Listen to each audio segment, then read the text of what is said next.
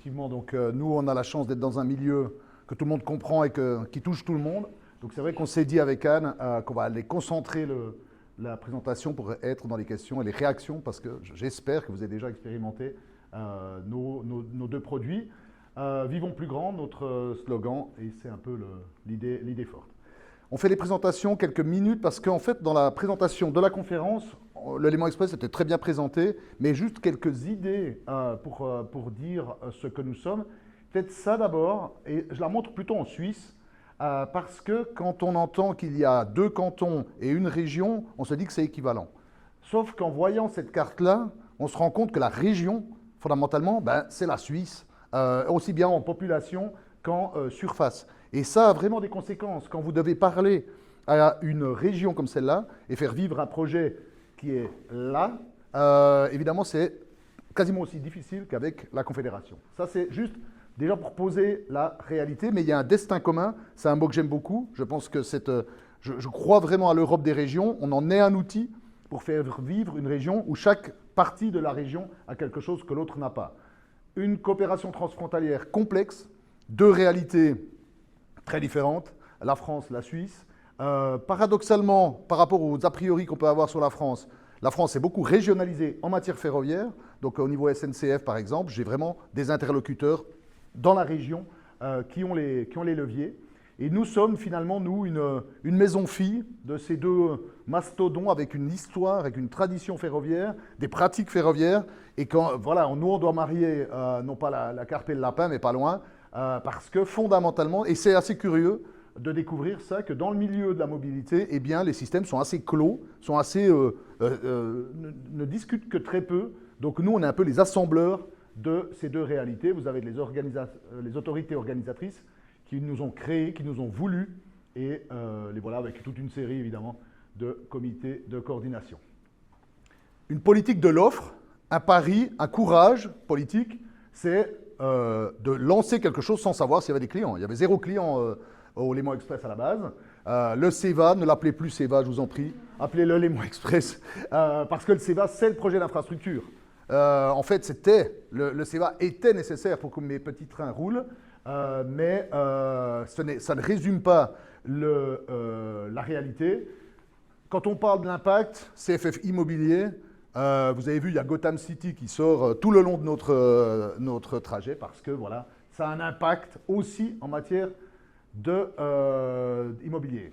Pourquoi je revendique qu'on ne parle pas que du CEVA? Parce que le CEVA, c'est que ça, si vous me passez l'expression, même si ça vaut 1 milliard.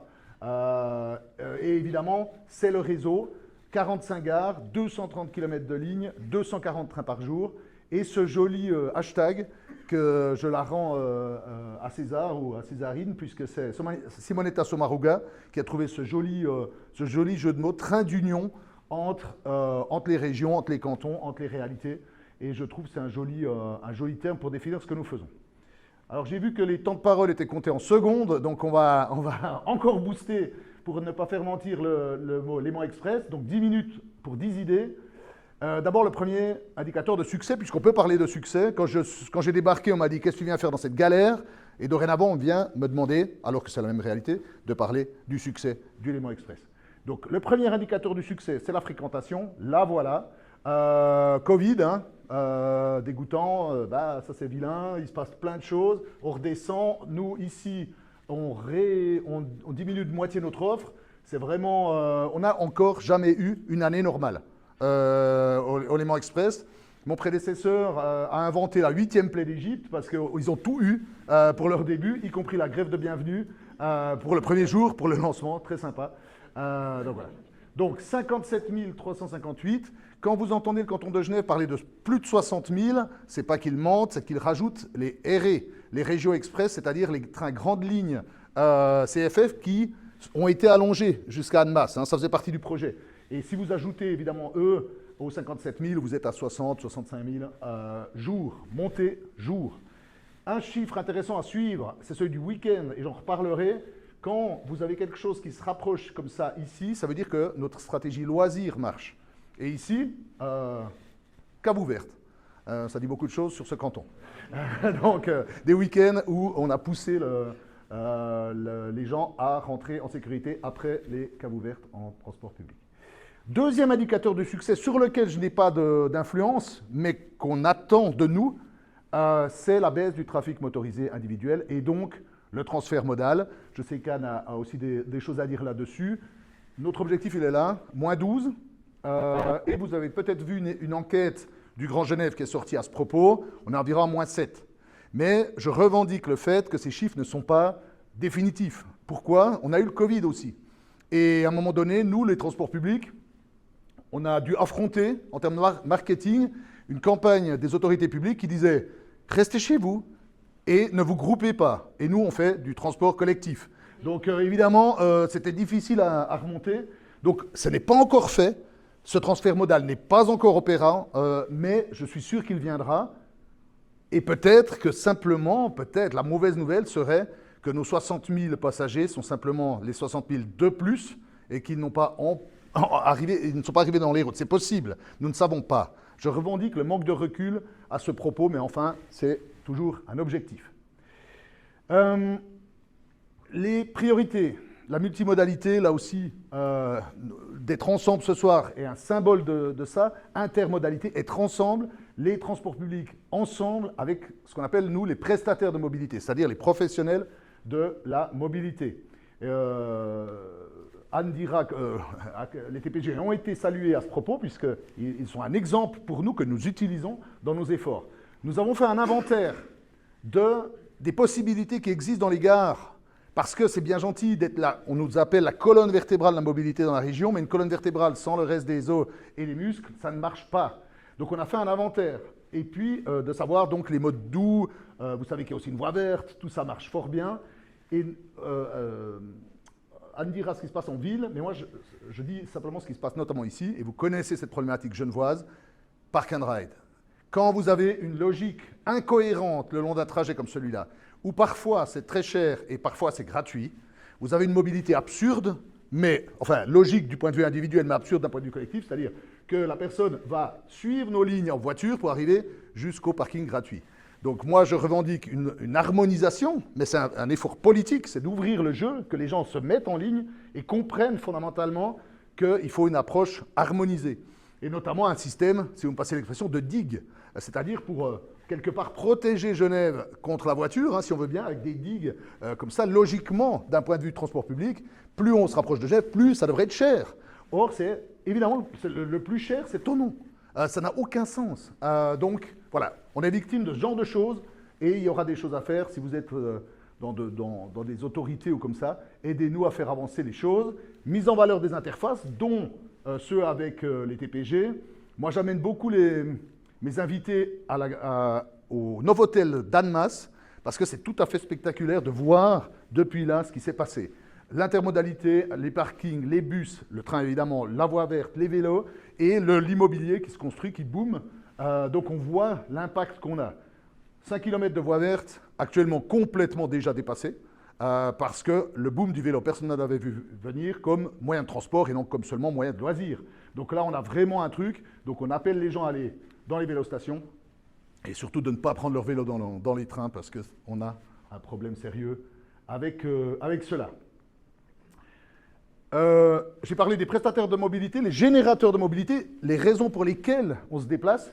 Et là, on doit travailler aussi avec eux, s'adapter aux nouveaux comportements. On se déplace mieux peut-être, on se déplace moins. On a aussi le plaisir de se déplacer. On a un slogan autour du temps utile. C'est notre avantage, numéro 1. C'est dans le train, tu ne perds pas une minute. Et surtout, tu n'es pas dans les bouchons, tu gagnes en nervosité, tu gagnes en confort fondamentalement de vie. Donc ça peut être soit continuer sa journée de travail, soit déjà commencer sa journée de loisirs, et tout est dans le même appareil, c'est-à-dire nos smartphones. Et pour ça, pour pouvoir tenir ce discours, j'ai un problème encore de réseau. En Suisse, ça va, on a un trou, pour ceux qui sont sur nos lignes, ils le connaissent, le trou de réseau téléphonique va être bouché cette année encore, ce sera fluide, mais au niveau français, j'ai encore des trous qui empêchent les gens d'être fluides dans leur suivi. On va travailler sur la promotion de notre offre nocturne. Nous voyageons toute la nuit. Les gens ne le savent pas. Et le slogan, disons, ça, c'est pas un slogan, mais on vous ramène après vos fêtes, après vos moments culturels, après vos moments gastronomiques. Et notamment, on va promouvoir ça avec des partenariats avec Château Rouge, avec la Comédie, etc., qui sont sur nos lignes. Et donc, là aussi, des changements de comportement. Le tourisme, j'adore ce slogan de Genève, Geneva the Resort City, parce que je prétends que d'un point de vue international, la taille de l'entier de notre réseau est extrêmement restreinte. En fait, on peut avoir une logique de resort, c'est-à-dire de centre de plaisir en matière de, voilà, de loisirs et de tourisme. La montagne, l'eau, le Léman, évidemment, donc tout un plaisir. Annecy, ce n'est pas notre ligne la plus compétitive, mais quand même des beautés incroyables. Et donc faire vivre fondamentalement cet ensemble comme étant entièrement un resort.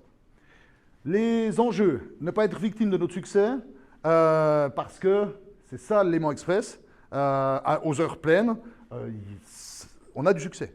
Et le succès, c'est ça. Dans notre industrie, le succès pose un problème, parce que voilà, il faut l'accompagner. Et c'est normal, les gens n'étaient pas habitués au début, on a eu beaucoup de plaintes, parce que les gens ne se rappelaient plus que c'était un RER hors Covid. Ils avaient pris l'habitude de mettre un sac à côté, etc., enfin d'avoir la distanciation sociale. Vous imaginez bien que la distanciation sociale, là, on n'est pas exactement dans les normes.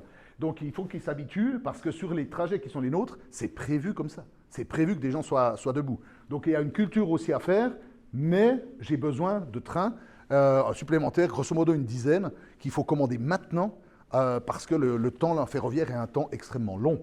Donc là, on a des enjeux très importants. Ça, c'est un truc pro domo, c'est nous. Donc je vous décrivais tout à l'heure, on est essentiellement en main suisse, mais il y a une différence relativement faible. Nous sommes à Schenbourg et nous avons une série de tâches. Et fondamentalement, nous essayons de susciter la confiance de nos maisons mères pour jouer le régional de l'étape, pour dire, voilà, nous connaissons le territoire, nous sommes plus proches et des clients et des autorités, et nous faisons entendre la voix du Grand Genève, si on peut l'appeler comme ça, auprès de ces mastodontes que sont nos maisons mères. La musique d'avenir, différentes choses côté français, différentes extensions sur des bassins de clientèle identifiés. Le Sud-Léman, qui, disons, l'ancienne ligne du Tonkin, hein, qui permettrait nota bene de finir notre logo, puisque ce beau logo qui figure le lac Léman, eh bien, n'est pas complet en termes ferroviaires. Il manque un petit bout, là. Et c'est vrai que c'est un enjeu, non pas pour nous, mais pour la cohésion du transport public autour du Léman. Ça nous paraît être un projet porteur d'avenir, même s'il est extrêmement cher et complexe. Je pense que là, il y a quelque chose à finir, finalement, en matière ferroviaire. Et puis, depuis la semaine passée, il y a ça.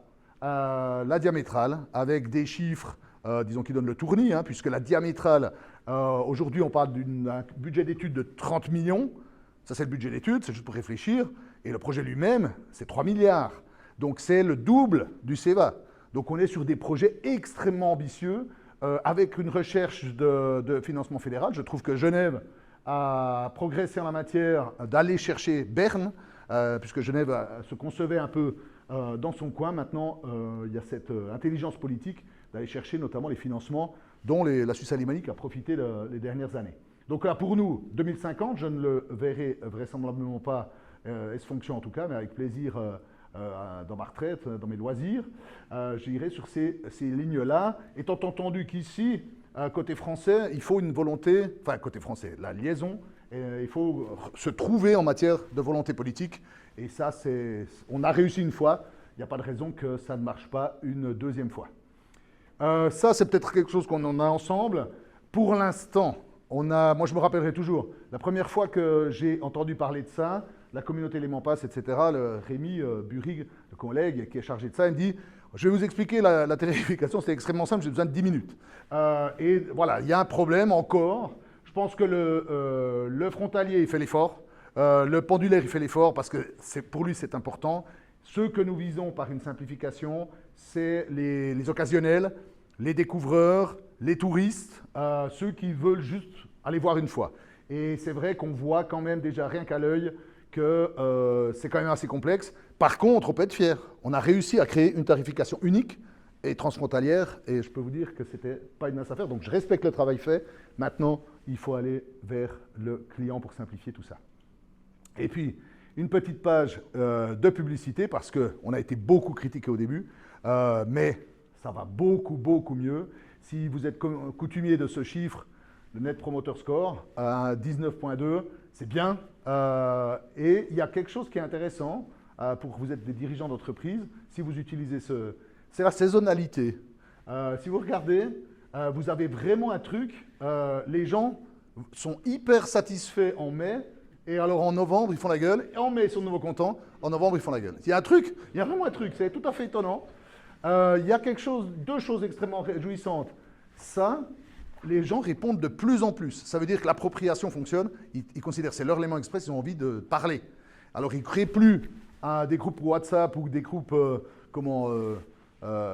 sur Twitter qui s'appellent Léman Express retard et suppression. Ça, c'est la page qui nous fait tellement plaisir. Mais voilà, ils nous recommandent et ils ont envie de nous dire des choses et on en tient compte dans toute la mesure du possible. Ce qui est intéressant, loisirs privés, motifs de déplacement, 31% déjà qui commencent à utiliser le train pour leurs loisirs et le privé. Ça, c'est un facteur d'optimisme. Voilà, j'en ai fini et il y a du chocolat derrière. Je ne veux pas les reprendre en partant, j'en ai amené. Prenez-les à la fin de la conférence. Voilà, merci de votre attention.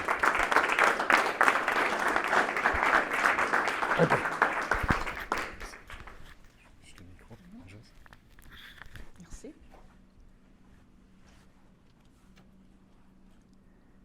Bonsoir et merci beaucoup d'être venu et vous allez voir peut-être plus verbalement que dans la présentation. Je vous présente quand même TPG, mais je vous dis, le Léman Express, c'est fabuleux. Et si vous n'avez pas pris ce train, vous devez le prendre, au moins pour voir. C'est fabuleux. C'est vraiment, et ça a véritablement changé le visage de Genève. Donc TPG, l'importance des TPG, je vous donne quelques chiffres, 4 millions de clients par semaine dans une région d'1 million, c'est pas mal. Personnel, presque 2200 personnes, seulement 14% de femmes, je travaille dessus. Et puis 500 millions de budget à peu près. On est encore on a 92% de la fréquentation qu'on avait avant Covid. Donc on arrive là où on était en 2019 doucement.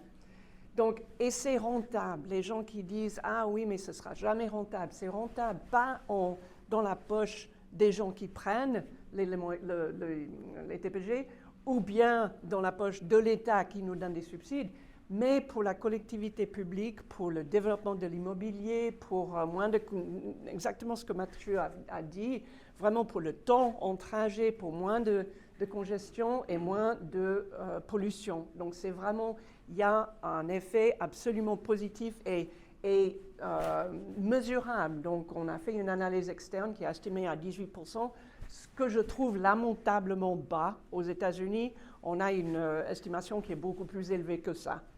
Donc voilà, j'aimerais juste vous montrer. Hein. Là, j'ai compté 150 personnes et 100 voitures. Là, 150 personnes, un bus. Pas de congestion. Le bouchon a disparu. Et si toutes les voitures étaient électriques, on n'a pas d'émissions, mais on a le bouchon. Donc voilà, les gens qui disent « mais il suffit de passer aux voitures électriques », c'est faux. Ça ne nous aidera pas. On a vraiment trop de voitures. Alors, la révolution. Et nous, on a gagné un prix, Mathieu l'a mentionné, on a gagné un prix par UITP, qui est l'internationale association de transport public. On a gagné un prix pour, c'est un peu rebarbatif comme titre, Public and Urban Transport Strategy. Je pense qu'on pourrait trouver quelque chose qui est un petit peu plus sexy. Mais c'était parce que, après des années, plusieurs années où eux, ils construisaient le Léman Express, le CEVA, le TPG préparait tout le soutien de Léman Express. C'est-à-dire qu'il y avait des lignes de bus qui faisaient, j'invente, mais Chancy-Jussy. Et on a coupé cette ligne, mais ça a pris vraiment plusieurs années. On a prévu de couper la ligne et toutes les lignes TPG maintenant vont ou presque toutes, sur une gare Léman Express. Donc c'était ça la différence. Plusieurs années de travail pour un jour d'énorme succès. Je ne peux pas vous raconter comment était le jour d'ouverture du Léman Express en décembre 2019. Les gens pleuraient de bonheur et je n'invente pas. Les gens de l'État nous donnaient des coups, vraiment c'était des hugs, c'était fabuleux. Et on est à Genève, hein, calviniste. Non, mais c'était fabuleux. Donc on a gagné un prix pour tout ce qu'on a fait pour soutenir le Léman Express. Juste pour vous montrer, les lignes bleues là, c'est le CFF, pas le Léman Express, CFF. La ligne bleue à gauche, c'est le nombre de montées et descentes des trains à Cornavin, des CFF. Et puis la ligne bleue au milieu, c'est la gare CFF à l'aéroport, les montées et les descentes. Évidemment, c'est moins. Mais regardez, à gauche, tout à gauche, la ligne orange, ça c'est TPG. Les TPG ont plus de descentes et montées à Cornavin que les CFF. Donc c'est le hub. C'est en fait le hub TPG. Ça ne devrait pas être gare CFF, c'est le hub TPG. Donc je dis ça juste parce qu'il y a de plus en plus d'interfaces. On doit travailler ensemble, comme on a fait avec Léman Express. On doit travailler avec CFF. Et tout le monde veut maintenant un seamless experience, c'est-à-dire qu'il n'y a pas de problème de tarif et de transfert. Donc on doit pouvoir descendre de son train, mais puis trouver son train tout de suite. Et l'inverse. L'avenir, je vais être assez rapide, c'est tout sur le site web. On aura besoin des subventionnements, on demande encore plus d'argent pour développer le réseau avec la volonté du canton et de la Confédération. Il y aura des trams qui vont jusqu'à Plan-les-Ouates, Saint-Julien, Grand-Saconnet et Ferney-Voltaire. Donc, évidemment, un peu comme Léman Express, on traverse les frontières. Et là, on a l'innovation. Donc, on est devenu TPG une référence pour les véhicules autonomes de transport collectif, pas les voitures autonomes, mais les petits bus autonomes. On est sur le point de commencer notre 3e projet et on est connu pour ça maintenant dans le monde entier. Donc c'est vraiment un vrai plaisir d'être une référence dans ce secteur. On va recevoir de l'argent de l'Union européenne justement pour développer encore les véhicules autonomes de transport collectif. On aura des arrêts connectés il y a quelques années avec beaucoup plus de services. On a le bus TOSA, on a TPG Flex qui est transport à la demande près de Satigny et là-bas. Et puis, on a CAP 2030 qui est un projet pour 2030. On a vu ce que Mathieu a dit, qu'il y a des projets ferroviaires pour 2050. Donc 2030, c'est demain. Mais il y aura beaucoup de nouveaux modes, comme il a mentionné aussi. Et puis, Mobility as a Service. Pourquoi on a un billet uniréseau qui est train mouette, mais pourquoi on n'aurait pas location de vélo, 1 heure de taxi, et d'autres, et beaucoup plus de services. Donc, quelque part, Mobility as a Service, c'est un service qui vient maintenant partout au monde, et il faut développer ça. Donc, vous voyez, tous les services, ce serait sur un abonnement. Les défis. Alors, je mets en premier grève. Donc, je vous informe, le 12 octobre, vous allez faire du télétravail, vous restez à la maison et vous ne bougez pas. Donc, Léman Express, eux, ils opèrent. Donc, prenez le train, mais en tout cas, nous, on sera en grève, c'est annoncé. Ça risque d'être avec les fonctionnaires du canton aussi.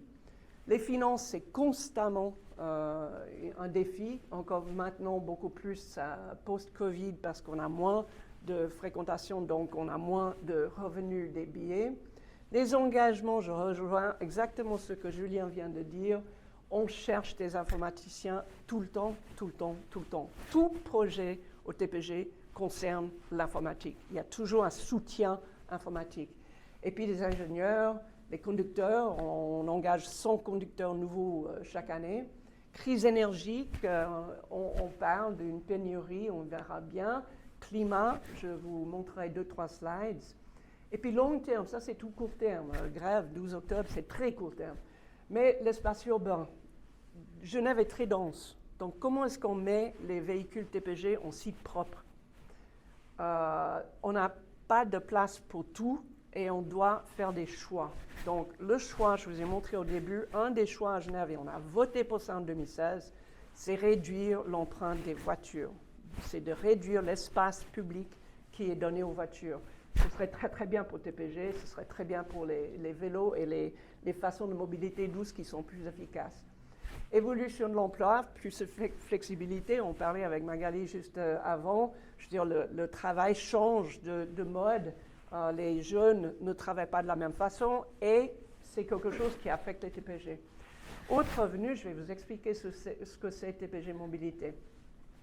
Le plan climat cantonal, donc tout ce qui est le plus polluant, c'est à gauche et puis ça part à droite. Donc énergie, bâtiment, c'est le premier pollueur en Suisse et dans le monde entier. Et deuxième, c'est mobilité. Et qu'est-ce que c'est comme pollution? C'est surtout les voitures individuelles. Donc là, c'est un plan climat cantonal 2030. Pour la Confédération, le plan climat, c'est 2050. On est de nouveau sur ce long terme qui est très, très important. Ça, c'est super. Alors, dans ce plan climat, ils mettent vraiment très spécifiquement, il faut augmenter l'offre des transports publics. Ça, c'est bon pour les TPG, j'en suis ravie. Mais il faut diminuer les trajets, pas le nombre de voitures, forcément, mais diminuer les trajets en voiture individuelle de 40% d'ici 2030. Le nombre de trajets, 50% des trajets dans la ville de Genève, dans l'espace de la ville de Genève, 50% des trajets sont moins que 5 km. Et il y a TPG. Donc, il y a l'alternative. La part modale des transports publics en 2015, regardez la différence. Zurich était déjà à 31%. Et Genève était à 17. On est maintenant à 20 ou 22 avec Léman Express, etc. Mais par modal, c'est-à-dire les trajets, le pourcentage des gens qui font un trajet en transport public. Nous, Genève, TPG et Léman Express, on doit presque doubler avant qu'on arrive au niveau de Zurich. Moi, j'aimerais battre Zurich, mais juste pour arriver à Zurich, on doit presque doubler. Donc, c'est très ambitieux. Mais c'est faisable, mais il faut vraiment qu'on travaille là-dessus. Mathieu a mentionné aussi le parking, réduction du parking gratuit. Là, j'ai mis quelques mesures concrètes du canton, mais ils sont vraiment à cheval sur ce parking gratuit. Un parking gratuit, c'est un aspirateur de voiture. Si on a le parking gratuit, même si on passe du temps dans un bouchon en voiture, si on sait qu'on a le parking gratuit au bout, on prend sa voiture. Parce qu'on écoute sa musique, donc on est tranquille. Donc, ils essaient de réduire le parking gratuit et puis ils viennent de créer, c'était cette semaine ou la semaine dernière, ils ont créé le label Écomobile, c'est-à-dire c'est pour les entreprises, pour vous les entrepreneurs et entrepreneuses, valoriser les entreprises qui mettent en place un plan de mobilité, c'est-à-dire des alternatives aux voitures et au parking gratuit. Ça, c'est vraiment, tout est sur le site web du canton et c'est très, très intéressant. Les mesures concrètes des TPG, je ne vais pas faire tout, mais nous, pour le climat, on est déjà à la base une société de transport public. Donc, on permet aux gens l'alternative à la voiture. On permet aux voitures de ne pas être sur la route. Donc, déjà, notre activité de base, c'est ça réduit le bruit, la pollution et la congestion. Mais regardez toutes les autres choses, et une chose dont je suis très fière, je ne sais pas si j'ai un truc là-dedans, mais au milieu à peu près, 2022, émission d'une obligation verte, c'était la semaine dernière. J'en suis très très fière parce que ça fait 2 ans qu'on travaille dessus. C'est une obligation qui a été achetée, mais tout de suite par des fonds de prévoyance en Suisse et des fonds. Et c'est une obligation qui va nous permettre d'électrifier le reste de la flotte. On est à peu près à 50% électrique. Il faut qu'on soit à 100% d'ici 2030. Donc cette obligation, c'était 100 millions pour 12 ans. Et on est très content de ça. Donc, toit végétalisé, flotte électrique, on a beaucoup, beaucoup de facteurs. Et puis ça, c'est le service qui va avec ce label. Donc, on a un nouveau service depuis à peu près une année, qui est un service face aux entrepreneurs, à vous, les entreprises, et qui permet d'évaluer d'abord, analyser votre mobilité dans l'entreprise, et puis de faire des suggestions très concrètes pour comment changer cette mobilité et le rendre plus propre et plus efficace. Donc, ça responsabilise l'entreprise, c'est bon pour les employés et c'est une incitation justement en faveur de tout le personnel. Ça, j'adore. C'est 2003. Et Chapat a fait ce dessin. Ça, c'est le GPS, système GPS. On est au Salon de l'Auto de Genève. Et le GPS dit, vous pourriez prendre le bus. Donc, il n'a pas fait pour TPG, hein? Mais donc le monsieur dans sa cravate est vraiment très formel qui dit que le concept de voiture intelligente est allé vraiment trop loin. Donc voilà, Chapat est vraiment extraordinaire. Je vais arrêter là et je pense que vraiment on est là à disposition pour toutes les questions que vous avez.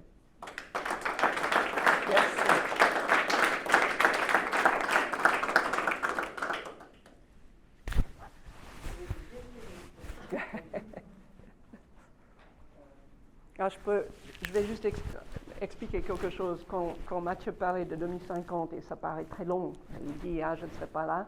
Vous savez qu'on parle de la connexion CEVA, ce petit bout de rail qui vous a montré depuis 1880. Et c'était ouvert en 2019. Donc, il ne faut jamais se désespérer. Il faut être patient. Il faut être absolument convaincu de l'idée, mais 1880, on a commencé à parler de cette connexion et c'est un grand succès. Donc voilà, ma pub pour les mots experts.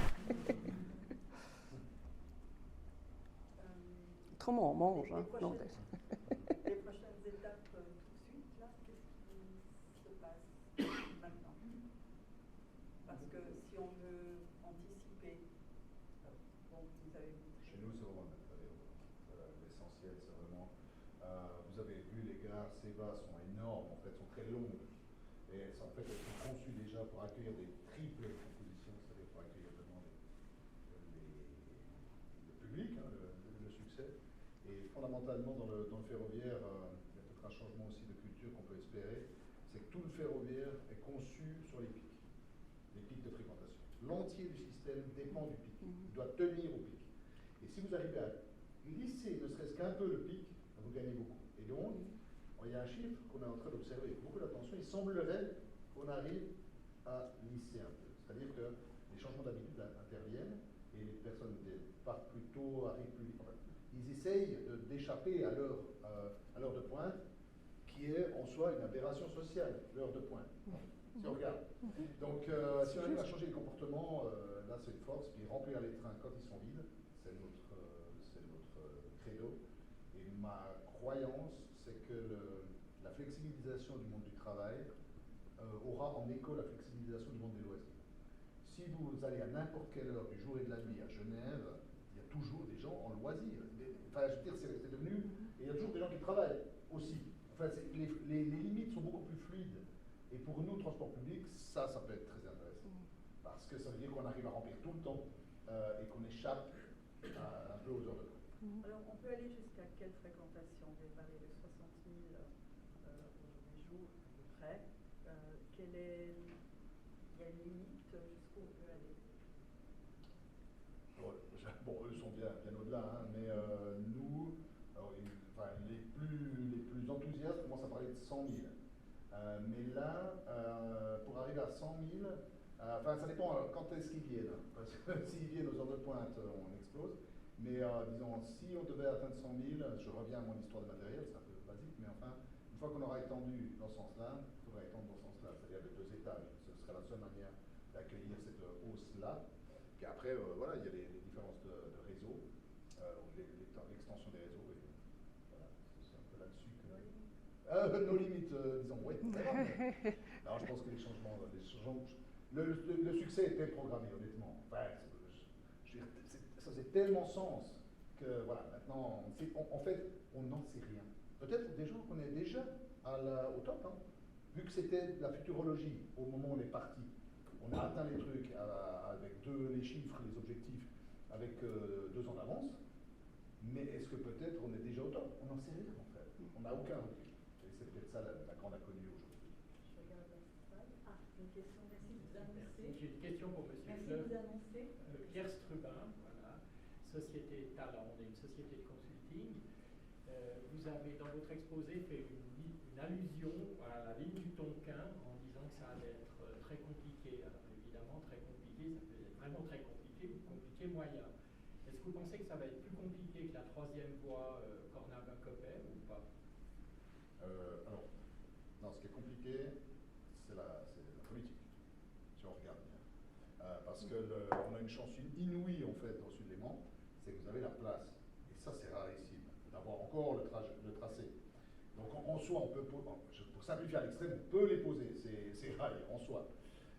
Mais c'est essentiellement une question de volonté politique. Il y a un deal qui devrait se passer, parce que j'attendais un peu d'empathie des Suisses quand ils pensaient passer du chlore de ce côté-là.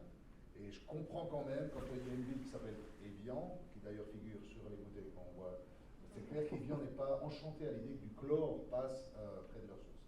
Donc ça, c'est l'aspect, et puis qui paye, parce que c'est des montants très importants en France.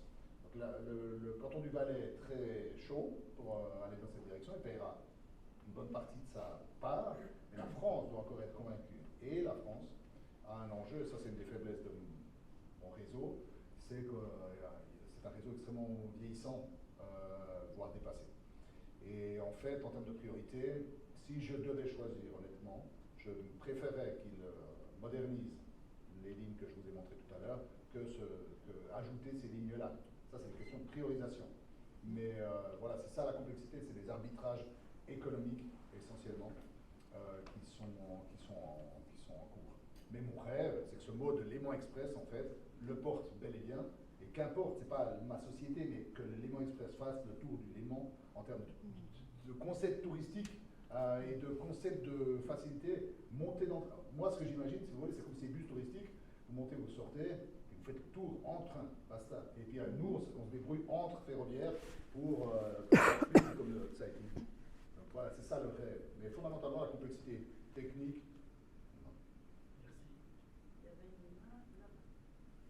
Bonjour, Jean-François Pouzet, ancien chef du projet organe de sécurité Céval et Marie. Ah, excellent. Alors, tout d'abord, pour aller dans votre sens, le n'a pas encore montré toute sa capacité. Tant mieux. On voit en Irlande, je travaille à l'Orpheus, on a des projections de l'organe de sécurité en Irlande et sur la frontière, et c'est particulièrement intéressant de voir que ce que fait Genève, les précurseurs, et que ça apportera énormément de choses. Et la question que je souhaitais vous poser, c'est, vu la manière dont le réseau de mobilité se structure entre les TVG et les Léman Express, vous indiquiez qu'il y avait des possibilités d'aller de plus en plus loin vers Murieux, d'avoir une réaction défensive du tissu économique autour de Lyonnais, de cette zone-là, de l'OUG et des autorités politiques qui soient frileuses, en particulier dans le département de l'Ain, par rapport à Léman Express qui structure le territoire, peut-être pas dans le sens du. Ouais, alors ça, disons, c'est le thème du train des frontaliers. Et en soi, la meilleure réponse est qu'aujourd'hui, tous les scénarios de Léman Express fonctionnent, et non seulement celui-là. Sous-entendu, le succès France-France, à l'intérieur de la France, est là. Et ça, c'est notre meilleure défense à ce propos. On a la Suisse-Suisse, qui fonctionne très bien. On a le métro, si j'ose l'appeler ainsi. Je sais qu'on m'a dit de ne pas l'appeler comme ça, parce que ça fait penser aux Lausannois. Mais enfin, voilà, l'aspect CEVA, si vous voulez, la mobilité intra-ville, et la France-France fonctionne très bien. Et en fait, c'est ça, la réponse, c'est que ce n'est pas seulement faire partir fondamentalement les Français direction la Suisse, mais qu'il y a toute une mobilité que ça préfigure, et une structuration de la mobilité qui est bénéfique pour le territoire. Mais les peurs existent, c'est vrai, mais enfin, le succès est quand même là.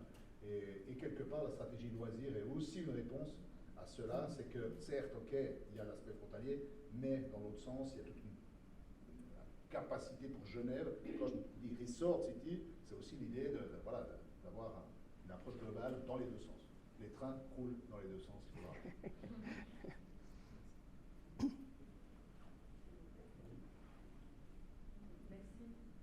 Alors, Michael Bender aussi de la société Talent, j'ai une question pour vous, madame. Vous avez parlé de la stratégie de Mobility as a Service. Alors, quels sont les plus grands challenges pour implémenter le système et aussi de le faire accepter par les gens qui sont les utilisateurs après? C'est une très bonne question parce que il y a des endroits où ça a bien marché. En Finlande, il y a un système de Mobility as a Service qui marche bien. Il y a d'autres endroits où les opérateurs ont ramassé des partenaires et puis où ça n'a pas tellement marché. Donc en Hollande aussi, Eindhoven, il y a un bon projet. Mais vous avez raison, c'est vraiment ça, c'est les deux choses clés. Nous, on a eu beaucoup de peine à négocier, par exemple, avec les taxis. On trouve que, je veux dire, si quelqu'un a un billet pour un mois, il faut qu'il puisse acheter 1 heure ou 2 heures de taxi pour les jours quand ils ont vraiment besoin de prendre un taxi. Et c'était très difficile. Nous, on est ouvert à ça, on veut créer Mobility as a Service partout. Et puis, on a des entreprises qui disent nous, on est taxi, on ne veut pas se mélanger au TPG et autres. Donc, puis en plus, les taxis sont en plein dans le conflit avec Uber, donc ça a compliqué les choses aussi. Je pense que quand les gens l'ont, ça marche. Quand les gens l'ont dans la poche et ça marche, c'est vraiment quelque chose où, mais il faut l'algorithme, on revient à la question des informaticiens, Parce qu'il faudrait un algorithme que vous pouvez programmer très facilement. Par exemple, quand il fait beau, je veux louer un vélo. Quand il fait vraiment mauvais, je veux un taxi. Quand c'est pas trop loin, je prends le tram ou le bus. Il faut pouvoir, et je schématise, hein, c'est beaucoup plus compliqué que ça, mais il faut vraiment des algorithmes qui sont hyper faciles. Moi, encore aujourd'hui, et je prends les transports publics tous les jours, j'ai encore quelques problèmes avec le programme TPG, qui a été travaillé par des bons informaticiens, qui a été amélioré, relancé, etc. Mais ce n'est pas encore juste comme ça. Donc, on a encore un chemin à faire. Donc, j'ai mis comme projet, mais c'est pas encore fonctionnel complètement.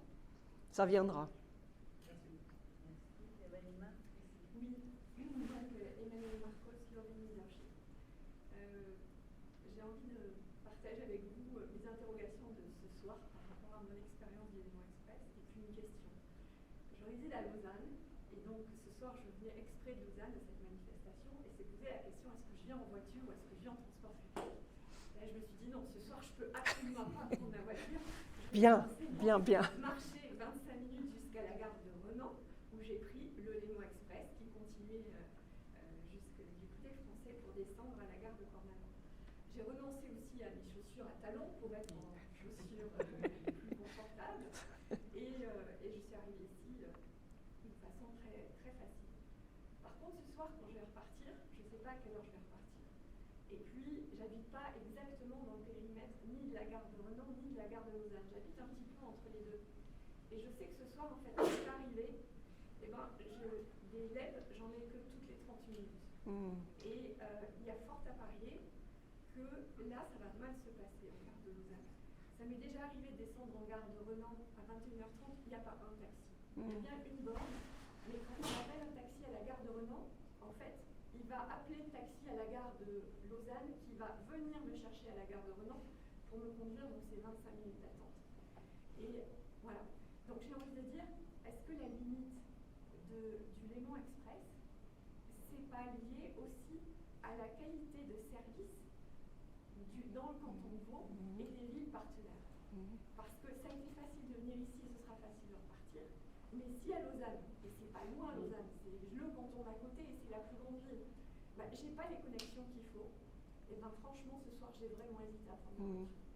Je comprends, j'aimerais juste revenir sur puis je vais laisser Mathieu répondre aussi, mais je vais revenir sur quelque chose que j'ai mentionné qui est le TPG Flex, qui est un système de transport sur demande, mais transport collectif, c'est-à-dire que vous risquez de prendre avec 2 ou 3 personnes, mais il vient vous chercher sur le moment, et ça marche. On a eu une demande dès le début, ça a commencé en décembre de l'année dernière, et surtout par les femmes, surtout par beaucoup de femmes. Donc on a nettement plus que 50% d'utilisatrices de femmes.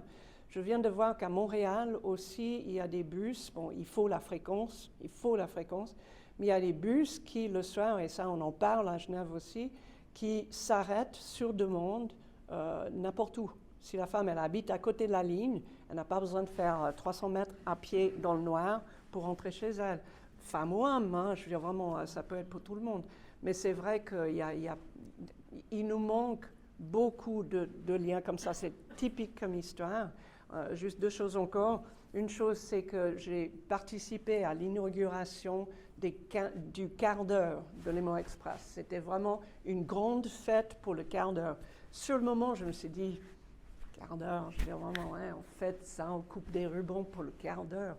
Mais c'est crucial, ce quart d'heure. C'est incroyable comme ça fait une différence. Je prends le Léman Express presque tous les jours. Je ne regarde jamais l'horaire, jamais, parce que ça vient 14 minutes plus tard au pire.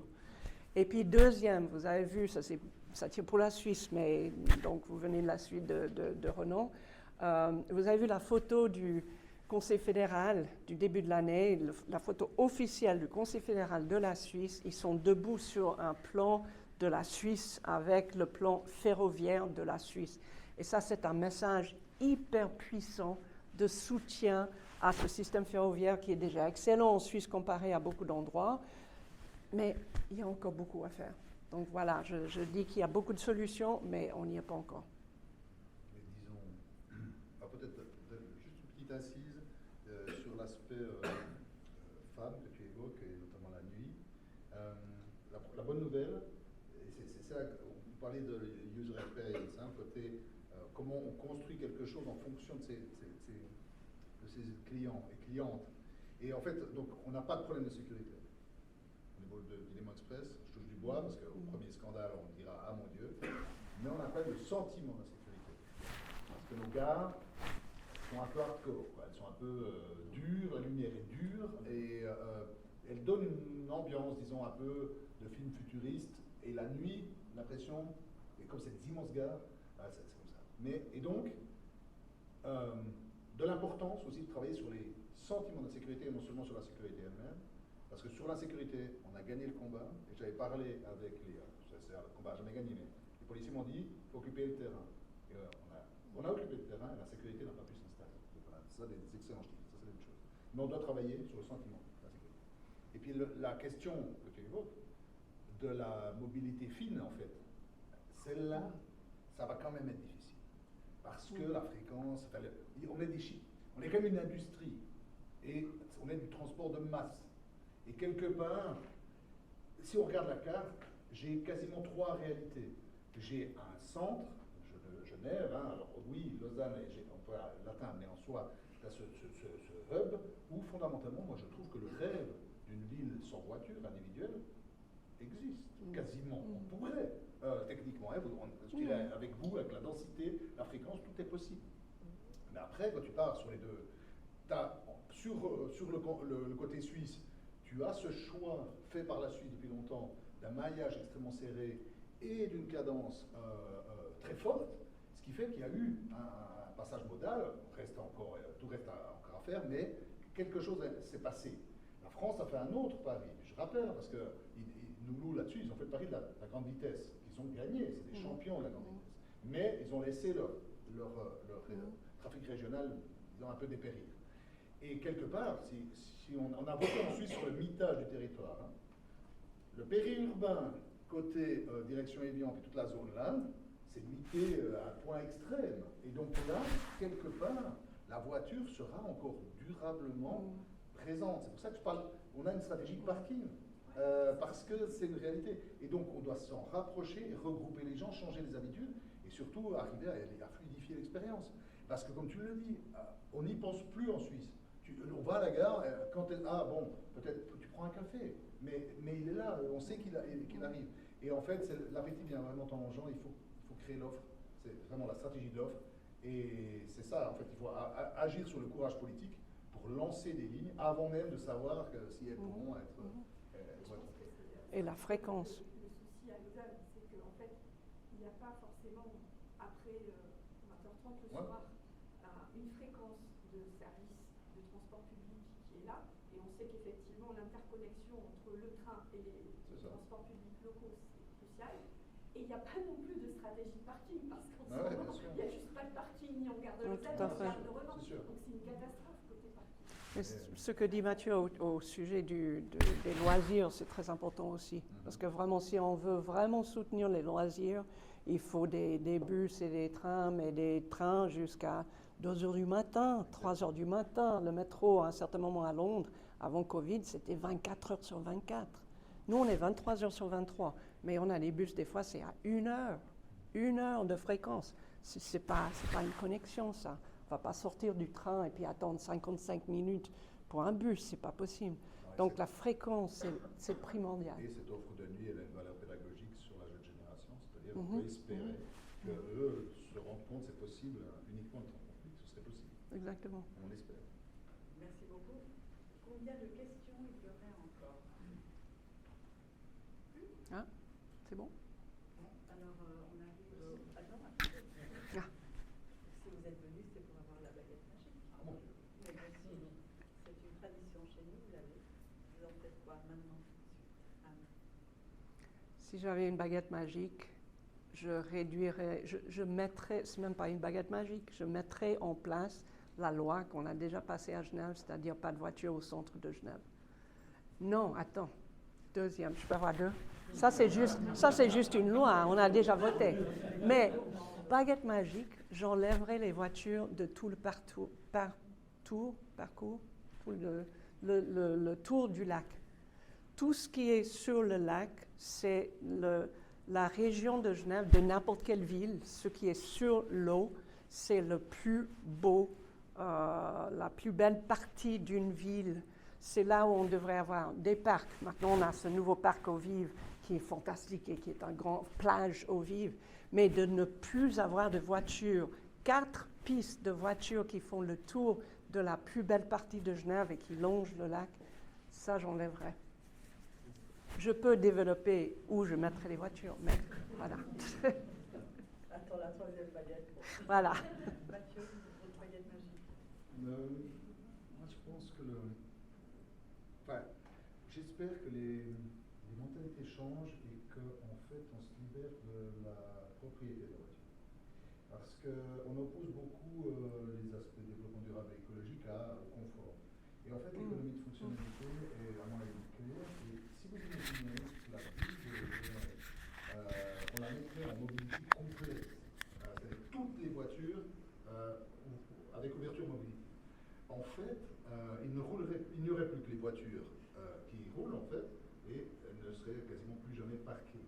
Donc, en fait, je pense que si je pouvais changer les mentalités d'un coup d'un seul, et c'est par exemple pour le vélo, ça ne sert à rien d'avoir un vélo, ça sert à quelque chose de savoir où il y a des vélos que je peux prendre. Et cette libération de la propriété sera une des clés fondamentales de mobilité à confort égal. Vraiment, c'est ma croyance. Magali. Moi, je voulais poser une question idiote, mais il y avait tellement une question intelligente. Il y a pas de Je voulais question. savoir ce que Madame la Présidente pensait de l'idée des transports gratuits. C'est une bonne question. Et c'est une fausse solution. C'est une fausse solution. Là où il y a les billets gratuits, maintenant on a 4, 5, 6 villes du monde qui ont introduit des billets gratuits pour le transport public. Ce n'est pas gratuit d'abord, quelqu'un paye. Deuxièmement, ça nous enlèverait à nous tout pouvoir d'innovation parce qu'on deviendrait transporteur de personnes. On n'aurait pas les véhicules autonomes, ça c'est financé par les billets. On n'aurait pas la com, on a gagné des prix pour la communication. Pour les transports publics, on paie ça par les billets. Tout ça, on paie par les billets. Donc, le plus important, c'est que dans les villes où on a introduit la gratuité, ça n'a pas diminué, comme Mathieu a mentionné, la baisse des trajets en voiture, ça n'a pas diminué les trajets en voiture. Donc, les gens qui prennent le côté gratuit des transports publics, c'est des gens qui avant étaient à vélo ou à pied ou faisaient autre chose. Mais en tout cas, les gens en voiture, c'est pas important pour eux, c'est pas le plus important, le prix. Pour eux, c'est confort, fréquence, etc. C'est tout ce qu'on vient de discuter. Mais le prix n'est pas clé. Donc, c'est une fausse solution, à mon avis. Merci beaucoup. Et donc, Moi, c'est vraiment pas poser une question, mais Anne qui a fait ce qu'il fallait pour, en voulant supprimer la circulation sur les quais et en disant que tu savais où tu allais faire passer les voitures. Alors, c'est extrêmement intéressant. Je ne sais pas que tu avais fait des progrès pareils en matière de circulation, et que tu es vraiment une magicienne, alors en effet, faut-il avoir cela. Et c'est vrai aussi que tu as ajouté que tu rêvais d'une ville sans voiture, un centre-ville sans voiture. Je pense qu'on avance lorsqu'on est tout de même un peu raisonnable, c'est-à-dire faire attention de ne pas tomber dans les excès, parce que les excès provoquent des crispations. Il ne faudrait pas, Dieu sait, c'est bien, vous savez tous les gars à quel point je suis convaincu par les transports publics, mais je suis aussi convaincu que les résistances ne sont pas négligeables. On doit convaincre. Le mot-clé, c'est de convaincre. Il ne faut donc pas provoquer sur des terrains comme ceux-ci, me semble-t-il, parce que vous avez encore montré qu'il y a quelques pourcentages de diminution, la fluidité arrive. Il y a quelques pourcentages. Alors Anne, maintenant, excuse-moi, mais tu n'as pas surtout le moment où tu savais, alors tout le monde a profité précisément de découvrir ce parcours. Je pense que Mathieu a donné la réponse. C'est que dans les villes là où on a rendu plus difficile le fait de conduire, pas de parking gratuit, plus de disponibilité de mobility ou autre, on n'a pas les voitures. Les voitures ne sont pas un montant fixe et rigide, c'est-à-dire si on les enlève des quais de Genève, il faut prévoir exactement la même place ailleurs pour ce nombre de voitures. Non, ce qu'on veut, c'est, comme le canton suggère fortement, 40% de moins de trajets en voiture. Et il y a un terme pour ça en urbanisme, c'est le trafic qui disparaît.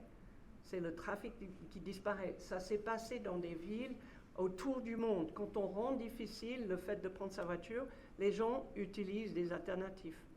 Même avant d'être entièrement convaincus, mais des fois après, ils sont même convaincus. Même toi, je pourrais te convaincre un de ces jours. Voilà. Je crois que vous méritez un bel applaudissement.